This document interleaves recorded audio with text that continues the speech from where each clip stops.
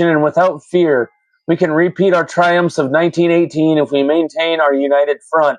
And the dumb Goyim will fight while we profit with the aid of our friend in Washington. Powerful tiny hats will be on air draft boards, and tiny hat physicians will protect you from military service.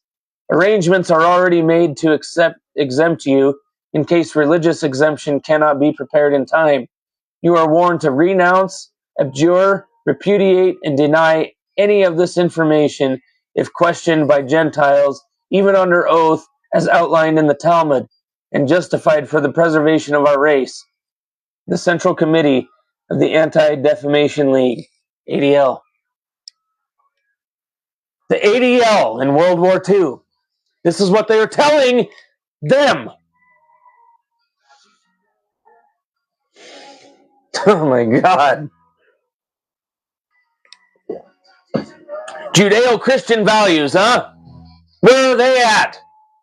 If we're fighting their wars for them, where the fuck are they?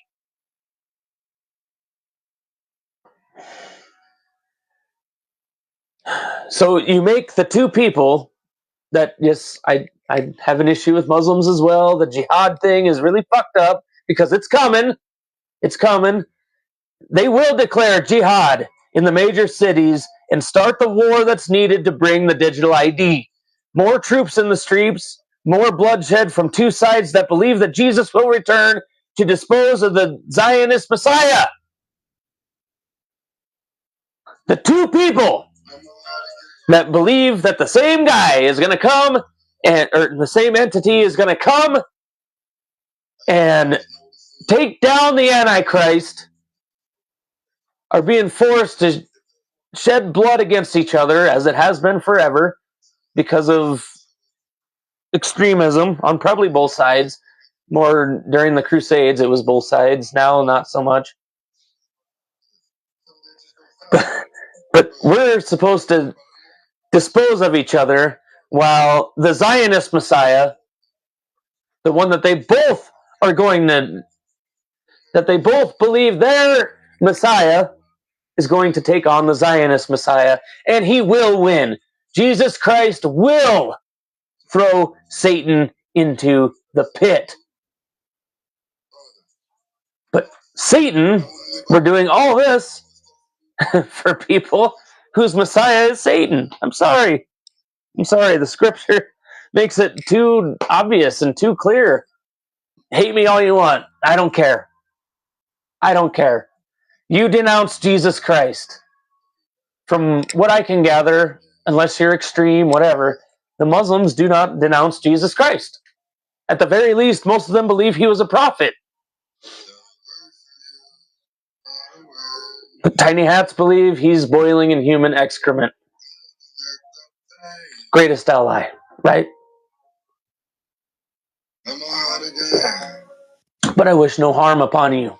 In fact, I pray every day, like I say every week, I pray every day that the people of the state of Israel, the Khazarians, I pray that they find Jesus Christ. But anyway, so we have attacked 20 ships that are supposedly drug ships since September 1st. Yep, okay. These are either not drug ships, or they're the lowest IQ drug dealers, especially the kingpin type. They are the lowest IQ drug dealers ever in the history of everything. You'd think that you'd learn after the second one, or maybe it's another one of these. A regime change.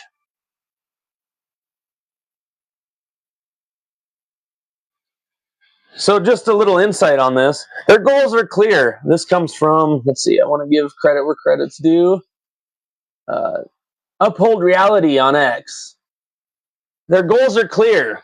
To control over the more than 14 trillion in natural resources that Chavez nationalized by referendum, and removing a chess piece off the geopolitical board that refuses to bend to neocon globalist geopolitical designs. Everyone knows the game, and Venezuela has beat it before. No one can forget when they did this in the name of democracy and assigned an unknown tool as president despite him not getting a single vote. These are the blatant last attempts of a declining empire desperately trying to maintain global dominance and Anglo-Saxon corporate monopoly over natural resources. Sovereign wealth and capital is not allowed to exist in the rules-based order. And that's kind of the same thing I had to say here is a regime change that benefits the central banks and us and Israel. Maduro is famously anti-Israel and anti-central bank.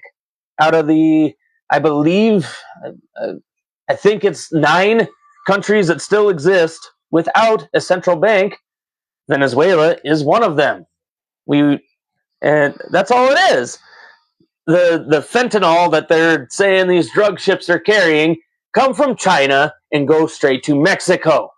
Why would they need to go to Venezuela just to go to Mexico? No. Like I covered this about a month ago. It's another Iraq, Afghanistan, Syria situation. And Iran. I mean, remember, we down their nuclear system. We win. Woohoo! No, we didn't. It's all about a world monopoly over the banking system. They can only do this worldwide New World Order government if everybody's under the same banking system. And they're already rolling out the next steps of it in Britain. That's the first one. It's bought, paid for, it's sold, baby. They're under straight tyranny over digital or over Facebook posts, over whatever. You're going to prison. That puts me first in line, right?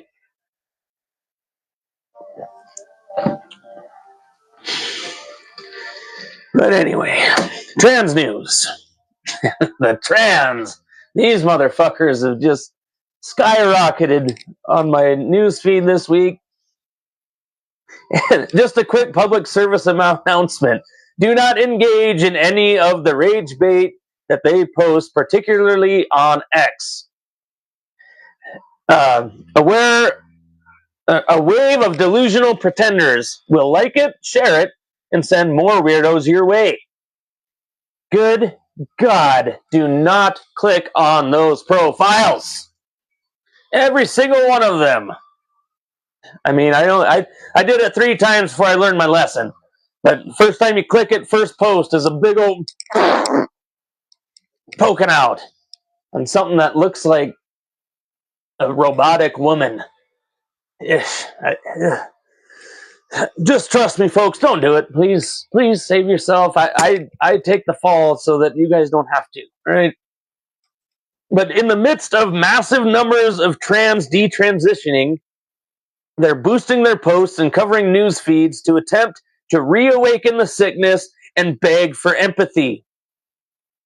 It's time, now more than ever, it's time to use your voice and tell them it's not and never will be normal. I mean, how would you expect it to be normal? You are changing what God doesn't make mistakes. Okay? You have been mind controlled to believe that you're something else because of some poisonous person in your life. Might be while you were a child or whatever. It's not normal. Trans women are not women. Trans women are delusional, mentally ill men that can't succeed as men, so they want to become women, especially in sports. I mean, shit, remember when Bruce Jenner won Woman of the Year as a man?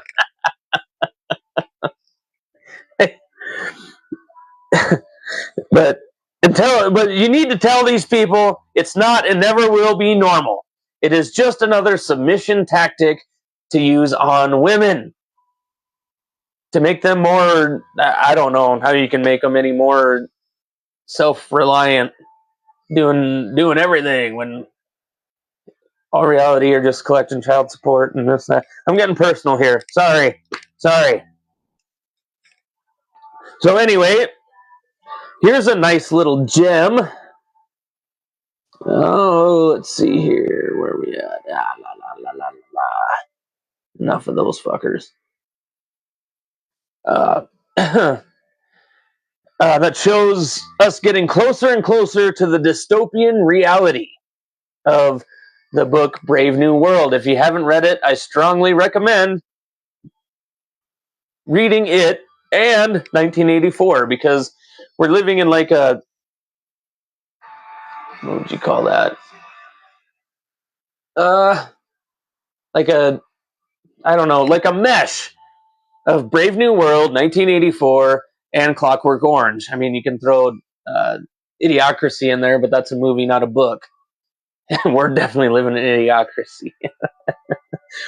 But in the Brave New World, people are created in test tubes. They're given drugs to lobotomize themselves. So, you just, oh my God, I'm stressed. Boop. And now I'm going to go fuck somebody. So they lobotomize themselves and practice sex with whoever they wish.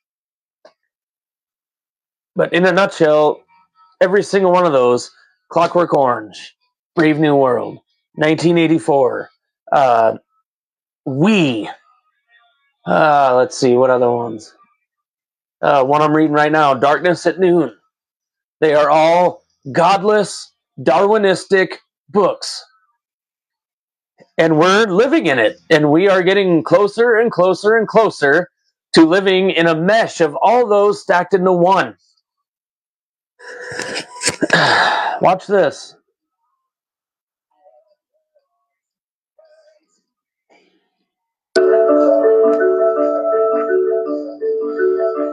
It's a lamb fetus in a place of the mother in this artificial womb. The experiment is from Children's Hospital of Philadelphia. This is just a first step.